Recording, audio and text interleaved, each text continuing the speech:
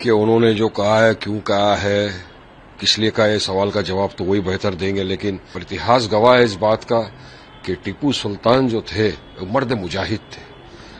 टीपू सुल्तान ब्रिटिशरों के खिलाफ लड़ते हुए शहीद हो गए, ब्रिटिशरों को धूल चटवा दिए।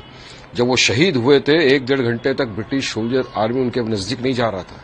उनके पास एक रिंग मिली, रिंग पे लिखा हुआ था राम जी का नाम। बाद में उसको ऑक्शन किया। टीपू सुल्तान वो शख्सियत है जिनका अगर आप 1950 का ओरिजिनल संविधान अगर आप देख लोगे तो पेज नंबर 144 चैप्टर 16 में उनका फोटो छपा हुआ है।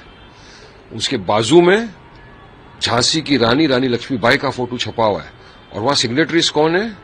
सरदार पटेल, डॉक्टर बाबा साहेब अम्बेडकर। वो सिग्नेटरी जो उन्होंने इतना मान सम्मान दिया टीपू सुल्तान को कि संविधान के अंदर उनकी फोटो तक छाप दी, तो इनको क्या नफरत, क्या तकलीफ है ये लोगों को, बीजेपी और आरएसएस वालों को?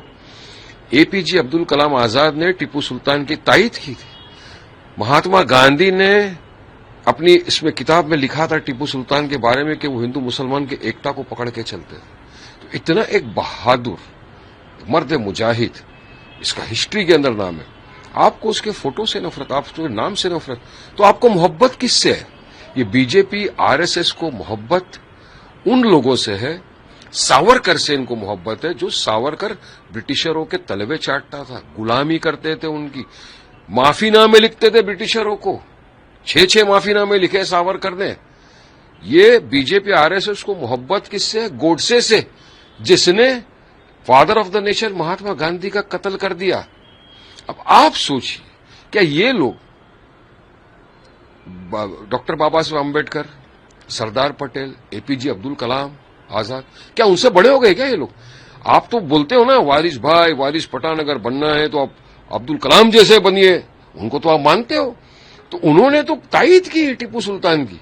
तो फिर भी ये लोगों को बस एक मुद्दा चाहिए किसी भी तरह नफरत फैलाने का, और उसका माध्यम आपको पकड़ लिया मीडिया वालों को। आज देश के अंदर एप्स्टीन फाइल का मुद्दा चल रहा था। एप्स्टीन फाइल जिसमें हरदीप पुरी का नाम आया, नरेंद्र मोदी का नाम आया, अनिल अंबानी का नाम आया, नाम उन्होंने वहां से हटका दिए सबके। जो ट्रेड डील साइन हो गई जिसमें किसानों की तकलीफ होने वाली, वो पूरा विषय, पूरा मुद्दा गायब हो गया और बस टीपू सुल्तान का लेकर आ गए। अरे आप हिस्ट्री को खत्म नहीं कर सकते। एक महान बहादुर मर्द मुजाहिद शख्सियत थी टीपू सुल्तान। लेकिन कहीं ना कहीं बीजेपी उसके लेकर प्रोटेस्ट कर रही थी। थोड़े दिनों पहले उन्होंने दादर स्टेशन के बाहर भी प्रोटेस्ट किया।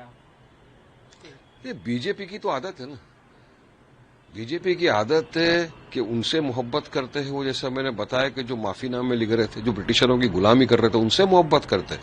जो ब्रिटिशर के खिलाफ लड़े, 3 जंग लड़े, 3 हराया ब्रिटिशरों को, 3 मरतबा शहीद हुए ब्रिटिशरों के हाथों, उस टीपू सुल्तान के बारे में आप प्रोटेस्ट कर, उनके बारे में अनाप शनाप बातें की जा रही है। जिसका एंडोर्स किया है सरदार पटेल ने, जिसका फोटो छपा हुआ है संविधान के अंदर, जिसमें सिग्नेटरी है सरदार पटेल, जिसकी सिग्नेटरी डॉक्टर बाबा साहेब अम्बेडकर, महात्मा गांधी ने तायीद की, अपनी अब्दुल कलाम आजाद ने तायीद की। ऐसे शख्स के बारे में आप लोग प्रोटेस्ट कर रहे हो, इस शर्मनाक है।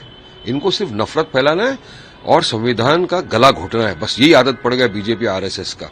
कभी लेके आ जाते हैं वंदे मातरम। चलो मैं सवाल करता हूं ना, मुझे 2 आरएसएस वाले बता दो जो वंदे मातरम पढ़ते हुए फांसी के तख्ते पे चले गए।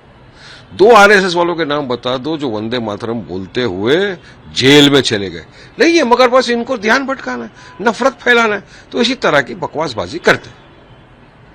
ये फ्रांस के प्रेसिडेंट और नरेंद्र मोदी जी कल मुंबई में आ रहे हैं, किस तरह से देखते हैं?